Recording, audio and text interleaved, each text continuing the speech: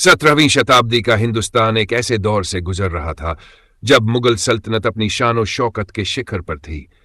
दिल्ली एक बार फिर सत्ता का केंद्र बन चुकी थी और सम्राट शाहजहां का नाम तख्त, तामीर और तहजीब का पर्याय बन गया था। वही शाहजहां जिसके दिल में इमारतें सिर्फ पत्थरों का ढेर नहीं बल्कि आने वाली नस्लों के लिए जिंदा पैगाम हुआ करती थी, जिसने ताजमहल के जरिए मोहब्बत को पत्थर में डाला और लाल किले के जरिए हुकूमत को शक्ल दी, उसी बादशाह के दिल में एक और ख्वाहिश धीरे धीरे परवान चढ़ रही थी।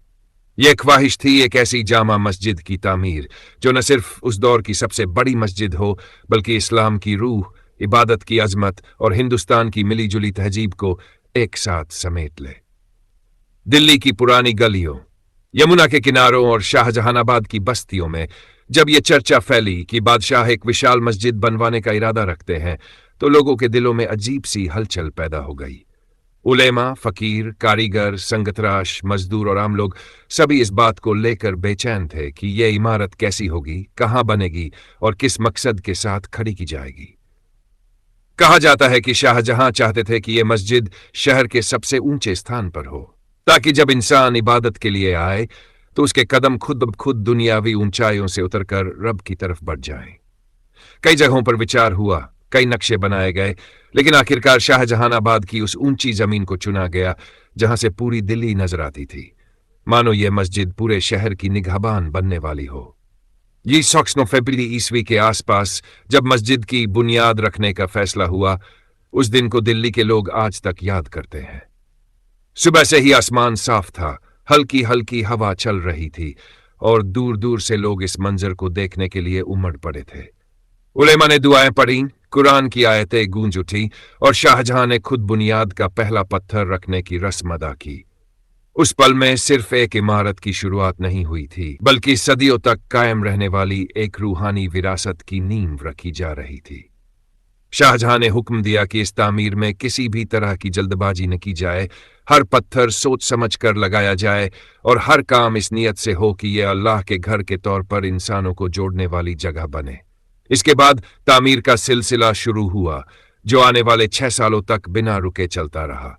हिंदुस्तान के अलग अलग इलाकों से कारीगर बुलाए गए, कहीं से लाल बलुआ पत्थर आया, कहीं से सफेद संगमरमर, और हर पत्थर अपने साथ एक कहानी, एक मेहनत और एक दुआ लेकर आया। कहा जाता है कि इस मस्जिद की तामीर में 5000 से ज्यादा मजदूर रोजाना काम करते थे। कोई सूरज निकलने से पहले उठकर पत्थर काटता, कोई मीनारों के लिए नक्काशी करता, कोई दूर दराज से सामान ढोकर लाता और कोई सिर्फ इसलिए काम करता कि उसे यकीन था कि वह अल्लाह के घर की तामीर में हिस्सा ले रहा है। उन मजदूरों में अमीर गरीब, हिंदू मुसलमान, जवान बूढ़े सब शामिल थे, क्योंकि उस दौर में इमारतें मजहब से ज्यादा इंसानी हुनर की मिसाल हुआ करती थी।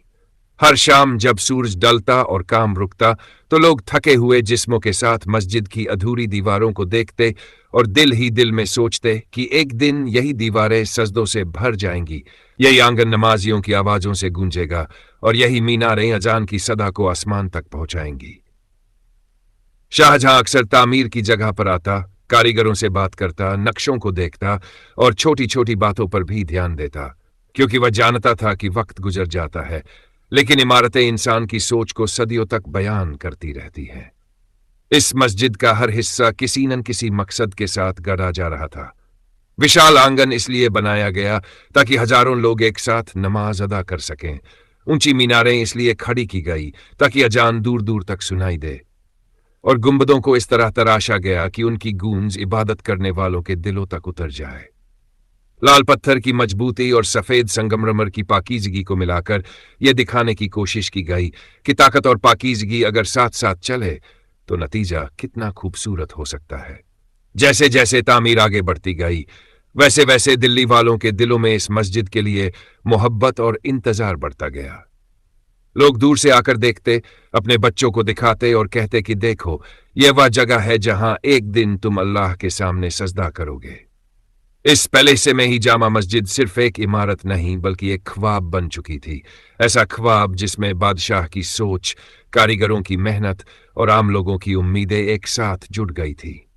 तामीर अभी जारी थी, रास्ता लंबा था और कई मुश्किलें सामने आने वाली थी, लेकिन उस दौर के लोगों को यकीन था कि जब नीयत साफ हो और मकसद रब की रजा हो तो पत्थर भी दुआ बन जाते हैं और इमारतें तारीख में जिंदा रह जाती है। तामीर का काम जैसे जैसे आगे बढ़ रहा था वैसे वैसे जामा मस्जिद सिर्फ पत्थरों की इमारत नहीं रह गई थी, बल्कि पूरे शाहजहानाबाद की धड़कन बनती जा रही थी। हर सुबह जब मजदूर काम पर पहुंचते तो अधूरी दीवारों और उभरते हुए गुंबदों को देखकर उन्हें एहसास होता कि वे किसी मामूली काम का हिस्सा नहीं है।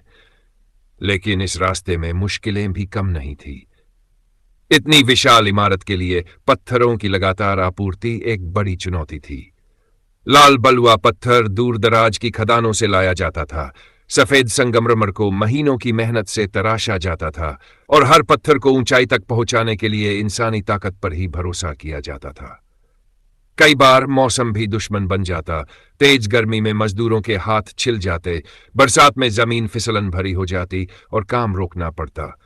लेकिन इसके बावजूद तामीर का सिलसिला थमता नहीं था। लोग मानते थे कि यह सिर्फ एक बादशाही हुक्म नहीं बल्कि इबादत का काम है, और इबादत में सब्र सबसे बड़ी शर्त होती है। मस्जिद की मीनारों का उठना अपने आप में एक अजूबा था। जब पहली मीनार की बुनियाद रखी गई तो कई कारीगरों को डर था कि इतनी ऊंचाई तक पत्थर कैसे पहुंचाए जाएंगे और क्या ये मीनारें सदियों तक खड़ी रह पाएंगी। मगर शाहजहां का यकीन अपने कारीगरों के हुनर से कहीं ज्यादा मजबूत था। लकड़ी के विशाल ढांचे बनाए गए, रस्सियों और चरखियों की मदद से पत्थर ऊपर खींचे गए और हर स्तर पर संतुलन का खास ध्यान रखा गया। कई बार ऐसा भी हुआ कि पूरा दिन सिर्फ एक पत्थर को सही जगह पर जमाने में निकल गया, लेकिन किसी ने शिकायत नहीं की। हर कोई जानता था कि अगर एक पत्थर भी गलत रखा गया तो पूरी मीनार की जान खतरे में पड़ सकती है। धीरे धीरे जब मीनारें आसमान की तरफ बढ़ने लगीं तो दूर दूर से आने वाले मुसाफिर उन्हें देखकर रुक जाते और हैरानी से कहते कि दिल्ली में कोई ऐसी चीज बन रही है जो वक्त को चुनौती देगी। गुंबदों की तामीर में भी कम बारीकी नहीं बरती गई। गुंबद सिर्फ देखने की चीज नहीं होते, वे आवाज को भी संभालते हैं। जामा मस्जिद के गुंबदों को इस तरह बनाया गया कि इमाम की आवाज बिना किसी सहारे के आखिरी सफ तक पहुंचे। इसके लिए बार बार प्रयोग किए गए। कभी अधूरा गुंबद खड़ा करके उसके नीचे आवाज की गूंज परखी गई, कभी नक्शों में बदलाव किया गया। सफेद संगमरमर के गुंबद धूप में चमकते थे और रात के चांदनी में ऐसे लगते थे जैसे आसमान जमीन पर उतर आया हो। इन गुंबदों को देखकर लोग कहते थे कि यह सिर्फ कारीगरी नहीं बल्कि दुआओं की शक्ल है जिसे पत्थरों में कैद कर दिया गया है। जामा मस्जिद का विशाल आंगन उस दौर की सोच का आईना था। शाहजहां चाहते थे कि यहां अमीर गरीब, बादशाह और फकीर सब एक ही सफ में खड़े हों। इसलिए आंगन को इतना खुला और विशाल बनाया गया कि हजारों लोग एक साथ नमाज अदा कर सकें। आंगन की फर्श के लिए पत्थरों को इस तरह जमाया गया कि बरसात में पानी न ठहरे और धूप में जमीन ज्यादा गर्म न हो। इसके चारों ओर बनी मेहराबें और बरामदे सिर्फ सुंदरता के लिए नहीं थे, बल्कि वे लोगों को छाया और सुकून देने के लिए बनाए गए थे। तामीर के दौरान कई बार शाहजहां ने नक्शों में बदलाव करवाया, सिर्फ इसलिए कि आने वाला कोई भी इंसान यहां खुद को छोटा या पराया महसूस न करे। इन सब के बीच शाहजहां का अपना जीवन भी बदल रहा था। उम्र का असर चेहरे पर दिखने लगा था। आंखों में पहले जैसी चमक नहीं रही, लेकिन जामा मस्जिद को लेकर उसका जज्बा वैसा ही था। वह जानता था कि उसकी जिंदगी का वक्त सीमित है, मगर यह मस्जिद उसके बाद भी लोगों को जोड़ती रहेगी। कई बार वह शाम के वक्त तामीर होती मस्जिद के सामने बैठ जाता और डूबते सूरज को मीनारों के पीछे छिपते हुए देखता। उस पल में शायद वह यह समझ रहा था कि बादशाहत, ताकत और शोहरत सब गुजर जाने वाली चीजें हैं, लेकिन इबादत के लिए बनाई गई जगहें इंसान को मौत के बाद भी जिंदा रखती हैं। तामीर अब अपने आखिरी दौर में पहुंच रही थी, लेकिन इसके साथ ही एक नए इम्तिहान की आहट भी सुनाई देने लगी थी, क्योंकि इतिहास गवाह है कि हर बड़ी तामीर के साथ इम्तिहान भी आते हैं और जामा मस्जिद की कहानी अभी पूरी नहीं हुई थी। तामीर के आखिरी दिन जैसे जैसे करीब आ रहे थे, जामा मस्जिद की शक्ल पूरी तरह उभर चुकी थी और शाहजहानाबाद की फिजा में एक अजीब सी खामोश उत्सुकता तैरने लगी थी। अब पत्थरों की खड़खड़ाहट कम हो गई थी, हथौड़ों की आवाजें थमने लगी थी और उनकी जगह सफाई, सजावट और बारीक जांच ने ले ली थी। कारीगर हर दीवार को गौर से देखते, कहीं कोई दरार तो नहीं, कहीं कोई नक्काशी अधूरी तो नहीं रह गई। ऐसा लगता था मानो हर इंसान इस इमारत से जुदा होने से पहले उसे आखिरी बार जी भरकर देख लेना चाहता हो। शाहजहां ने हुक्म दिया कि मस्जिद के हर कोने को इबादत के लायक बनाया जाए, क्योंकि यह सिर्फ बादशाही नमाज की जगह नहीं बल्कि आम मुसलमानों का सहारा बनने वाली थी। इसी दौर में मस्जिद को मस्जिद जहान नुमा कहा जाने लगा, क्योंकि इसकी ऊंचाई से पूरी दिल्ली नजर आती थी और ऐसा महसूस होता था जैसे यह इमारत दुनिया को देखने और समझने की ताकत रखती हो। 1965 ईस्वी में वह दिन आया जब जामा मस्जिद को मुकम्मल माना गया। उस दिन सुबह सुबह ही लोग दूर दूर से आने लगे। किसी को न्योता नहीं दिया गया था, फिर भी हर दिल को जैसे पता था कि आज इतिहास बनने वाला है। पहली नमाज के लिए जब लोग आंगन में जमा हुए तो माहौल में एक गहरी रूहानियत उतर आई। अजान की सदा जब पहली बार मीनारों से बुलंद हुई तो वह सिर्फ आवाज नहीं थी, बल्कि उन 6 सालों की मेहनत, सब्र और दुआओं का निचोड़ थी।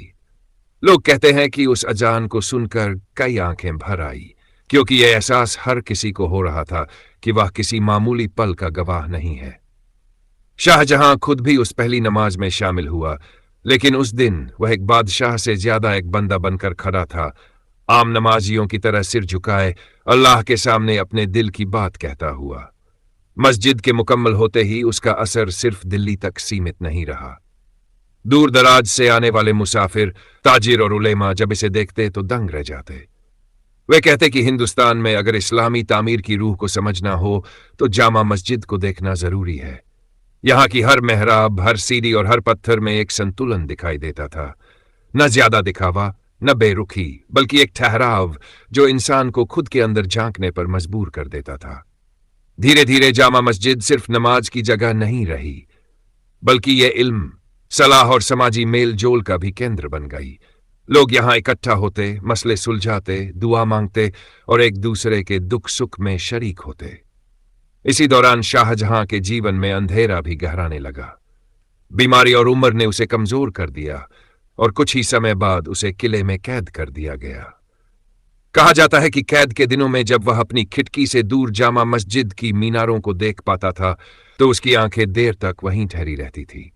शायद उसे सुकून मिलता था कि भले ही उसकी बादशाहत उससे छिन गई हो, लेकिन अल्लाह के लिए बनाई गई ये इमारत अब भी कायम है और रहेगी। उसकी जिंदगी का आखिरी दौर खामोशी और तन्हाई में गुजरा, मगर जामा मस्जिद में पढ़ी जाने वाली हर नमाज कहीं न कहीं उसके नाम की दुआ भी बन जाती थी। वक्त के साथ सल्तनतें बदलीं, हुक्मरान आए और गए, दिल्ली ने कई जख्म सहे, लेकिन जामा मस्जिद अपनी जगह अडिग खड़ी रही। कभी उसने फतह का जश्न देखा, कभी मातम की खामोशी, कभी लाखों नमाजियों की भीड़ और कभी सन्नाटे से भरे आंगन।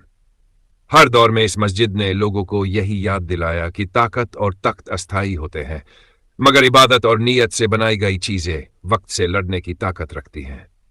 इस तरह जामा मस्जिद की कहानी सिर्फ तामीर की कहानी नहीं रह जाती, बल्कि यह सब्र, यकीन और उस सोच की कहानी बन जाती है जिसमें इंसान अपने नाम से ज्यादा अल्लाह की रजा को अहमियत देता है। वक्त अपनी चाल से आगे बढ़ता रहा और जामा मस्जिद ने भी इतिहास के कई रंग अपनी आंखों से देखे। मुगल सल्तनत के बाद जब दिल्ली की गद्दी कमजोर होती चली गई और हुकूमत के हाथ बार बार बदले, तब भी यह मस्जिद अपने वजूद के साथ खामोशी से खड़ी रही। 18वीं शताब्दी में जब दिल्ली पर हमले हुए, लूटपाट हुई और शहर कई बार उजड़ा, तब जामा मस्जिद के आंगन में कभी डर की खामोशी उतरी तो कभी दुआओं की सिसकियां गूंजीं। नमाजियों की संख्या कभी कम हुई, कभी बढ़ी, लेकिन इबादत का सिलसिला पूरी तरह कभी नहीं टूटा। लोगों के लिए यह मस्जिद अब सिर्फ इबादत की जगह नहीं, बल्कि एक ऐसी पनाह बन चुकी थी जहां वे हालात से हारकर भी अल्लाह के सामने खड़े हो सकते थे। हर मुश्किल दौर में लोग इसके ठंडे पत्थरों पर बैठकर सुकून तलाशते और यही सोचकर दिल को संभालते कि अगर यह इमारत इतने तूफानों के बाद भी कायम है तो इंसान का हौसला भी कायम रह सकता है। अंग्रेजी हुकूमत का दौर जामा मस्जिद के लिए सबसे दर्दनाक साबित हुआ। 1857 की जंगे आजादी के बाद जब अंग्रेजों ने दिल्ली पर पूरी तरह कब्जा कर लिया तो उन्होंने जामा मस्जिद को भी शक की निगाह से देखना शुरू कर दिया। उन्हें डर था कि यह जगह मुसलमानों को एकजुट कर सकती है और बगावत की चिंगारी फिर से भड़का सकती है। इसी डर की वजह से कुछ समय के लिए मस्जिद में नमाज पढ़ने पर पाबंदी लगा दी गई। आंगन सूना पड़ गया, अजान की आवाज थम गई और वह जगह जो कभी सजदों से गुलजार रहती थी सन्नाटे में डूब गई। यह दौर उन लोगों के लिए बहुत भारी था जिनकी जिंदगी जामा मस्जिद से जुड़ी हुई थी। लेकिन सब्र का फल देर से सही मगर मीठा जरूर होता है। कुछ वर्षों बाद लोगों के दबाव और हालात के बदलने पर अंग्रेजों को मस्जिद फिर से खोलनी पड़ी और नमाज का सिलसिला बहाल हुआ। उस दिन जब दोबारा अजान गूंजी तो ऐसा लगा जैसे पत्थरों ने भी राहत की सांस ली हो। आजादी के बाद जामा मस्जिद ने एक नया दौर देखा।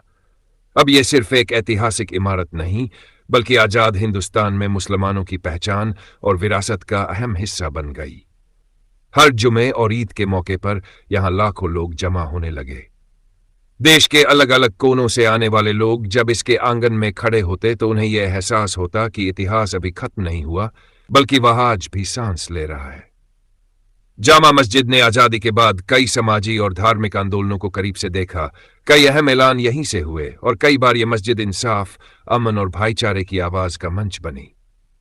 आज के दौर में जामा मस्जिद सिर्फ दिल्ली की पहचान नहीं बल्कि पूरे हिंदुस्तान की शान मानी जाती है।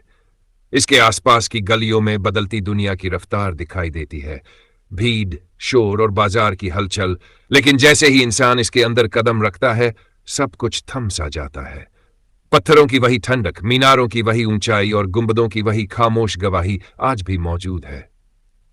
यह मस्जिद हर आने वाले को यह याद दिलाती है कि तामीर सिर्फ इमारतों की नहीं होती बल्कि यकीन, सब्र और ईमान की भी होती है। सदियों पहले जिस नीयत से यह मस्जिद बनाई गई थी वही नीयत आज भी इसकी रूह में जिंदा है। और शायद यही वजह है कि जामा मस्जिद वक्त की आंधियों के बावजूद आज भी मजबूती से खड़ी है, इंसानों को जोड़ती हुई, सजदों को संभालती हुई और इतिहास को जीती हुई।